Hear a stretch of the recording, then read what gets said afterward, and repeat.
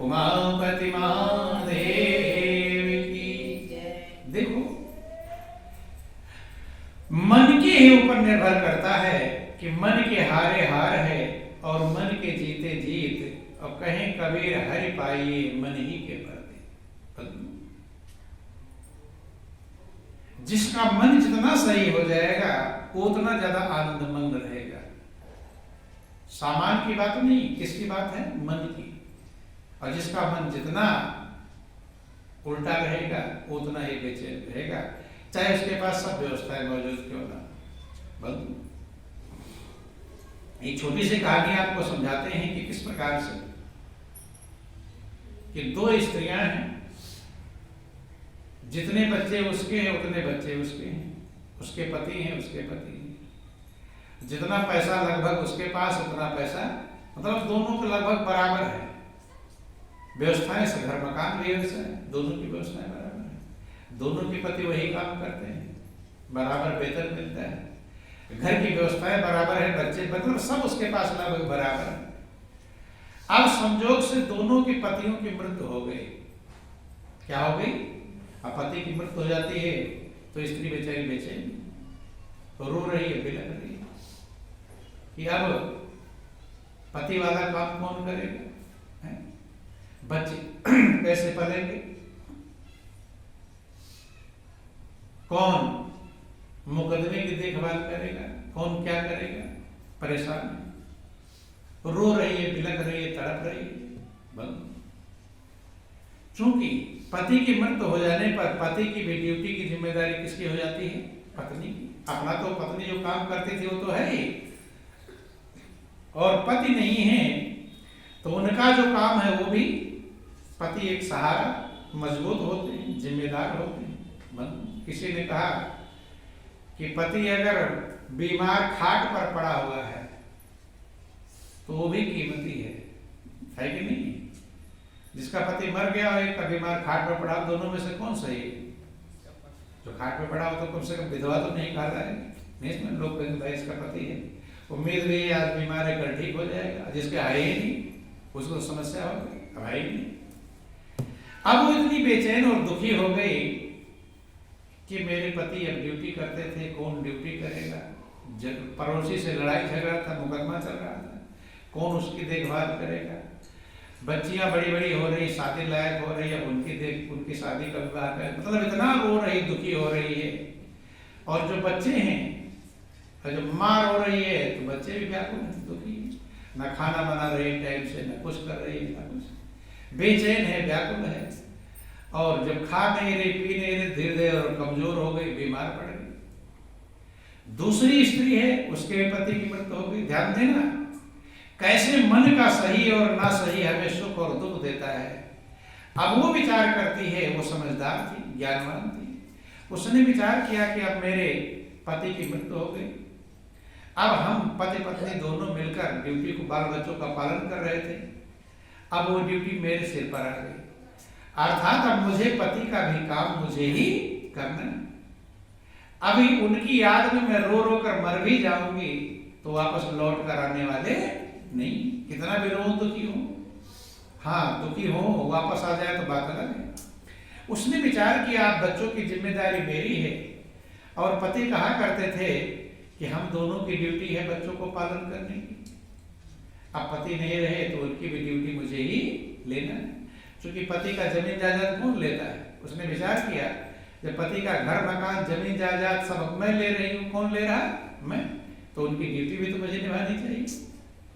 अब वो कैसे भी मेहनत किया, मजदूरी किया, बच्चों को पढ़ाया लिखाया, योग्य बनाया, और वही बच्चे अच्छे पदों पर हो गए, अच्छे पोस्ट पर हो गए, नौकरी इत्यादि करने लगे, तो उसके जीवन में खुशहाली आ गई। अब पति का गायब होना भी, जो बेचैनी थी वो भी कम हो गई। और दूसरी, उसके भी पति की मृत्यु हुई थी, वो बेचैन होकर, रोकर, बिलख कर, दुखी होकर, तड़प कर, बच्चे भी दाएं बाएं, कभी कोई खाना दे देता खा लेते, कभी कुछ कर लेते, तो बच्चे भी दाएं बाएं इधर भटकने लगे, ना वो पढ़ लिख पाए ना कुछ कर पाए। और जब उन्हें शिक्षा नहीं मिली तो गंवार टाइप के बन गए, मजदूरी दाएं बाएं करने लगे। तो अर्थात एक ही घटना दोनों के ऊपर घटती है, दोनों की पतियों की मृत्यु होती है, लेकिन एक ज्ञानी है, समझदार है, तो वह अपने जीवन को आनंदमग्न कर ले। बाल बच्चे भी योग हो गए, खुशहाल भी रहने लगे। और दूसरी रो रो कर खुद भी बीमारी पकड़ ली। अब बीमारी पकड़ ली तो इलाज कहाँ से होगा? नहीं समझ। एक समस्या थी और दूसरी समस्या और चालू हो गई।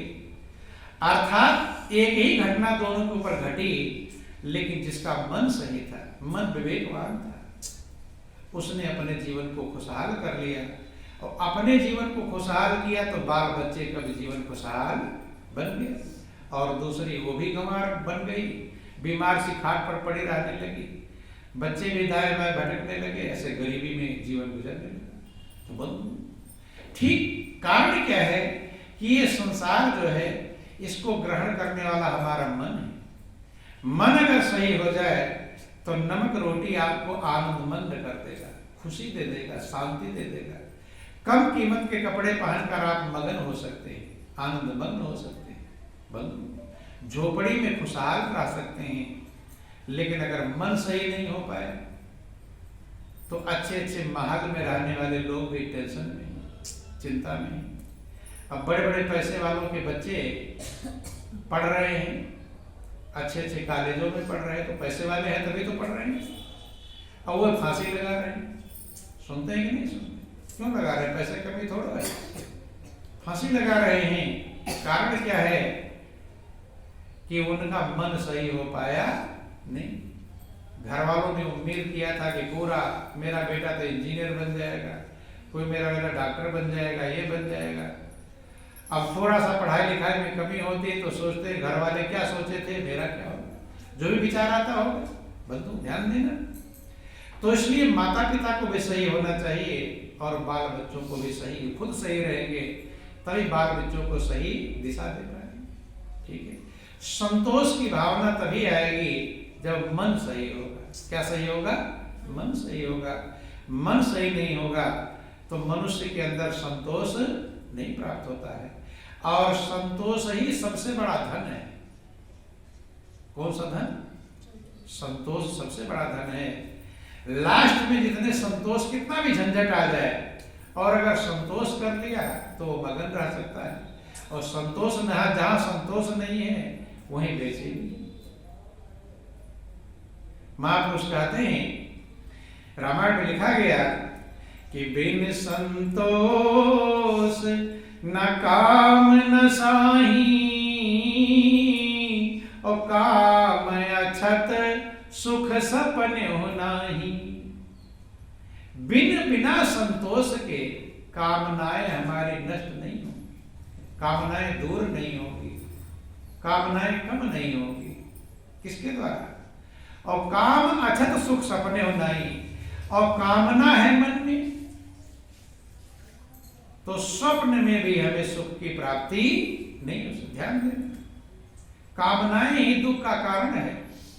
बेचैन क्यों होते रहते हैं कि जैसा जैसा कामना करते हैं वो होता नहीं तो दुखी होते हैं, और होने की उम्मीद नहीं होती तो दुखी होते हैं। लगने लगा कि अब मैंने जो सोचा था, मैंने जो चाहा था, लगता है वो नहीं होगा तो दुख, खुश हो जाएगा कि बेचैन?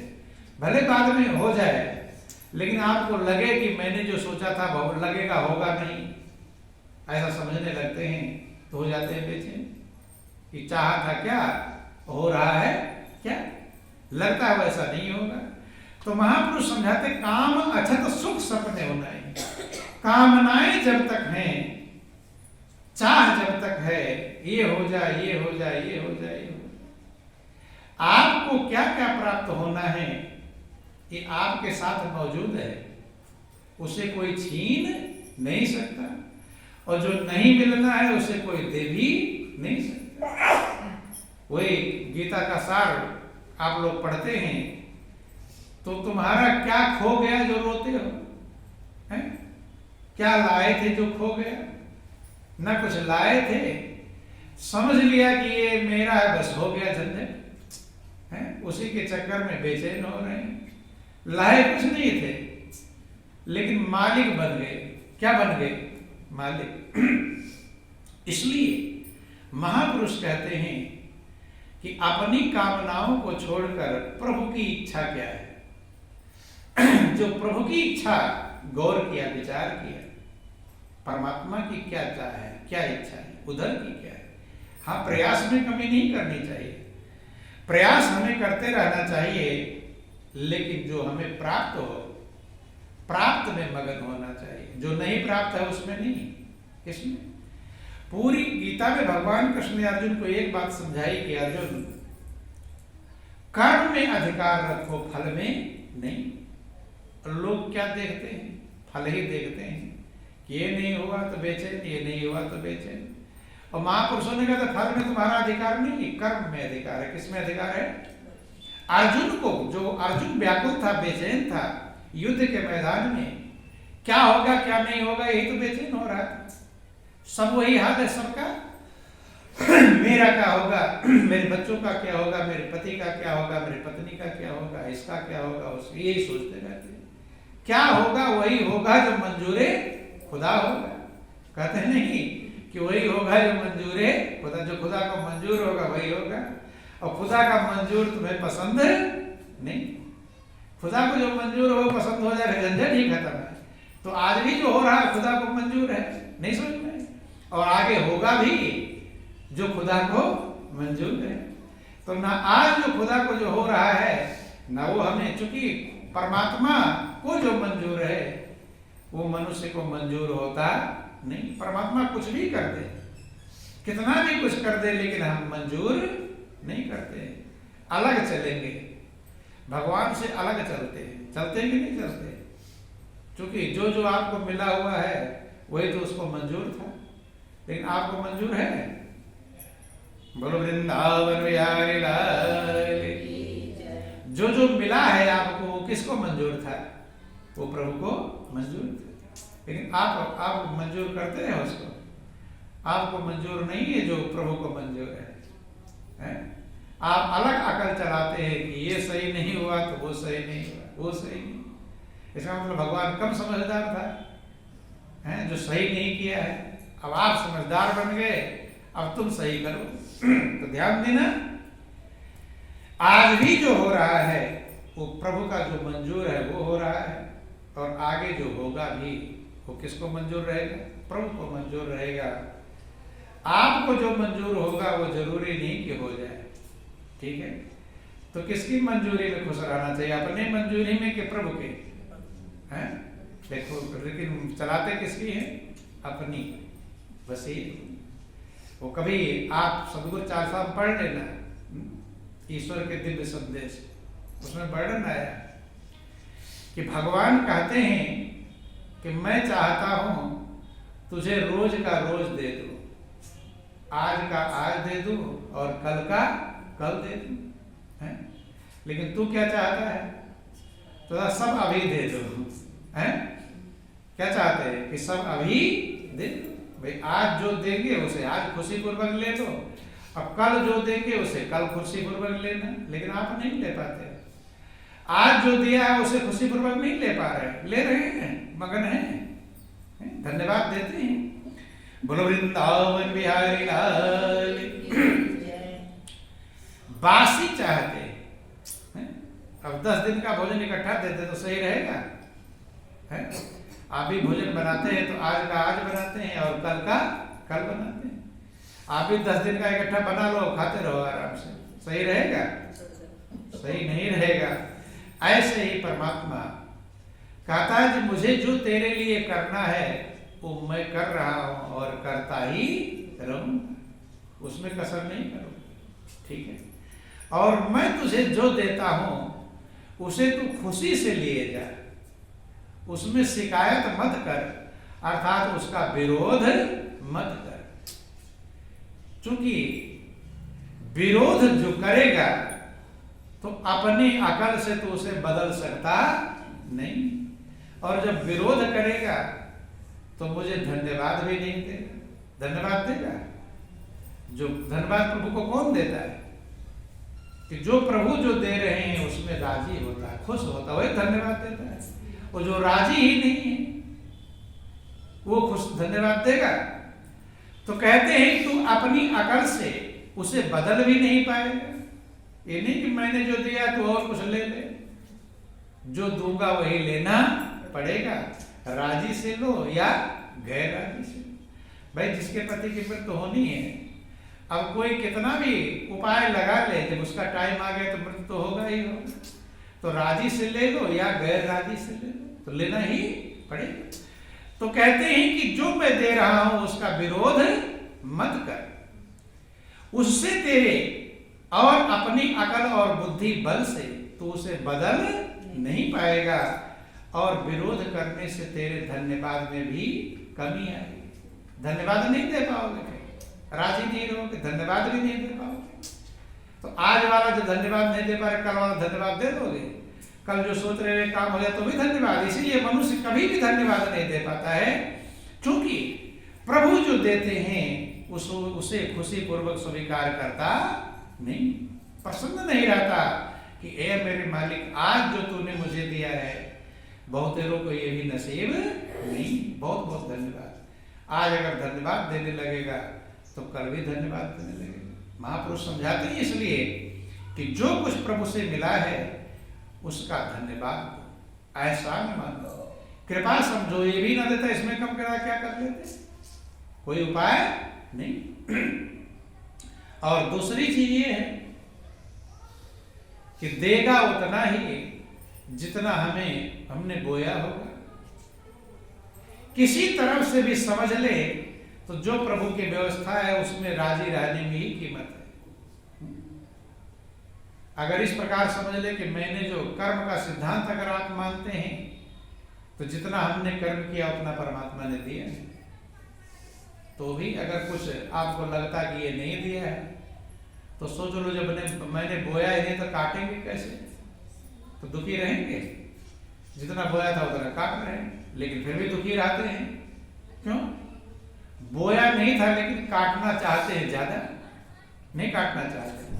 अर्थात जो नहीं मिला है उसे भी काटना चाहते हैं कि नहीं काटना चाहते। जब उतना बोया ही नहीं काट कैसे लोगे? 2 बीघा जिसने बोया 2 ही बीघा फसल तो काटेगा, 10 बीघा काट लेगा, तो बंद। जिस भी सिद्धांत को आप समझ लेंगे कि मैंने जितना बोया था मुझे उतना काटना पड़ेगा, और उतना ही काट रहे, आज भी काट रहे, कल भी काटेंगे। इसलिए संत महापुरुष हमेशा बोने पर जोर देते हैं कि पहले नहीं बो पाए थे, फसल नहीं काट पा रहे हो, अब तो बोलो, आगे तैयार कर लो, आगे बोलो। आगे नहीं बो पाएंगे तो फिर आगे फिर बेचेंगे, आगे भी नहीं काट पाएंगे। इसलिए महापुरुष समझाते हैं कि करना था तब क्यों रहा, अब कर क्यों पछताए। ओ बोए पेड़ बबूल का तो आम कहां से खा। जब करने का समय था तो किया नहीं, अब करके अब क्यों पछता रहा है। बबूल का पेड़ बोएगा तो आम कहां से खाएगा, आम नहीं खा पाएगा। क्या खाएगा? बबूल के कांटे ही चुभेंगे। लेकिन ये बात भी हम नहीं समझ पाते कि हम बोए थे। समझते हैं, अगर इतना भी समझ जाते तो भी काम चल जाता। इतने कुछ भी, कोई भी सिद्धांत जो महापुरुषों ने समझाया है उसको हम समझ जाते तो हमारी कीमत हो जाती। बोल वृंदावन बिहारी लाल की प्रेम से बोलिए श्री सतगुरुदेव महाराज की जय। छोटा सा भजन समझने का प्रयास करेंगे कि बन जा दीवाना हरि नाम का, बन जा दीवाना, बन जा दीवाना हरि नाम का, बन जा दीवाना, बन जा दीवाना, बन जा दीवाना, बन जा दीवाना, बन जा दीवाना, बन जा दीवाना हरि नाम का।